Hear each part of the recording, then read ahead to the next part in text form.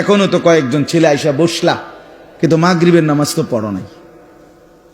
আমি তো বুঝি ভাইয়া, চেহারা দেখলেই তো তোমার মতো অপদার্থ রে চিনা যায় রে ভাইয়া। বেনামাজি তো জানোয়ারের মতো চেহারা, এটা বুঝাই যায়। বেনামাজি যে বেশরম, বেহায়া, নির্লজ্জ, এটা বুঝাই যায়। চেহারা দেখলেই বোঝা যায় ভাইয়া। নামাজ যে পড়ো নাই, তো এটা বয়ান শুনে কি ফায়দা হবে, কি লাভ হবে, কি ফায়দাটা হবে? মাগরিবের নামাজ ওয়াক্ত তো চলে যাচ্ছে, এশার নামাজের ওয়াক্ত হবে। সবার কথা মনে পড়ে, সবাইরে ভাল লাগে, আল্লাহকে কেন ভাল লাগে না? সবার কম বেশি মানুষে আবদার রক্ষা করে, তা আল্লাহ তাআলার আবদারটুকু কেন রক্ষা করে না? কেন? এই এখানে যারা নামাজ পড়ো নাই, ছোট বাচ্চা বাদ দিলাম, 12, 13, 14, 15 বছরের থেকে শুরু করে আপনারা যারা ছেলেরা, তোমরা বলো ভাইয়া কেন নামাজ পড়লা না? আল্লাহ আমাদেরকে মাফ করে দেন। আরে বন্ধু, এটা বোঝা উচিত যে নামাজ পড়ে না সে প্রচন্ড ঘৃণিত আল্লাহর কাছে। বেনামাজি আল্লাহর কাছে সাংঘাতিক ঘৃণিত, তারে কুত্তা পর্যন্ত পছন্দ করে না। বেনামাজিকে কুত্তাও পছন্দ করে না, কুত্তাও থুতু মারে, শুকরও দেখলে থুতু মারে।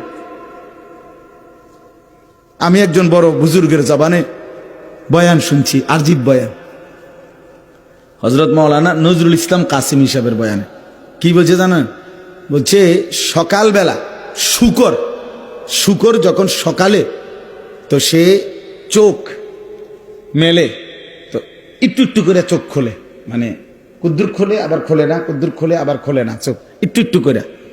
তো উনি বলছে যে বুজুর্গরা বলছে শুকর আল্লাহকে বলে, আল্লাহ চোখ খুলতাম নি, একটু একটু করে আল্লাহ যেন কোনো বেনামাজি সামনে না পড়ে, এই জন্য একটু একটু করে চোখ খোলে, একটু একটু করে চোখ।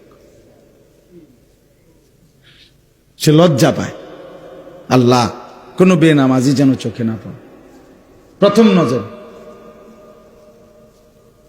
আমি উনার বয়ানে শুনছি, কতটা নিকৃষ্ট বেনামাজি চিন্তা করে দেখেন। সেই মনে করে বাদুগা খায়, মোবাইল একটা টিপে, মানুষের মাইয়া দেখলে, বেডিয়ে দেখলে টিটকারি মারে, বা কি একটা মজায় আছে। বেওকুফ, এটা কোনো মজা হইল? এটা গুনার মধ্যে আবার মজা কি? যাকে সমাজের সবাই ঘৃণা করে, যেই মন্দ কাজকে, সেটার মধ্যে আবার প্রশংসার কি আছে? সুস্থ বিবেকবান যেই কোনো মানুষই তো বলবে এটা মন্দ কাজ।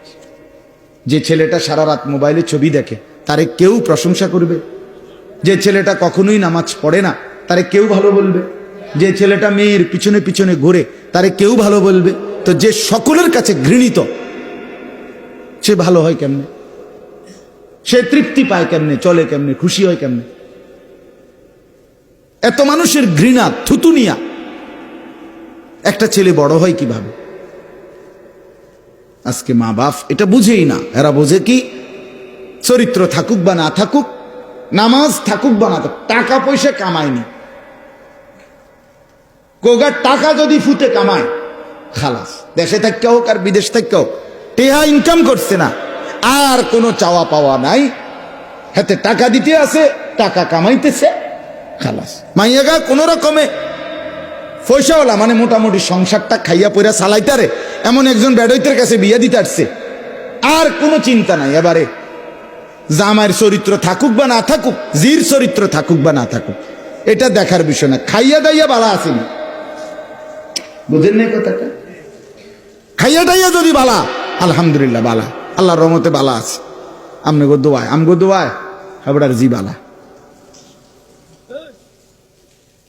বুঝছেন না? এসে মানে খানা, দুনিয়া, ভাত মাছ চাল ডাল, টাকা পয়সা, এইটাকেই আজকে মানুষ শেষ ভালো মন্দের মাপকাঠি বানায় নিছে।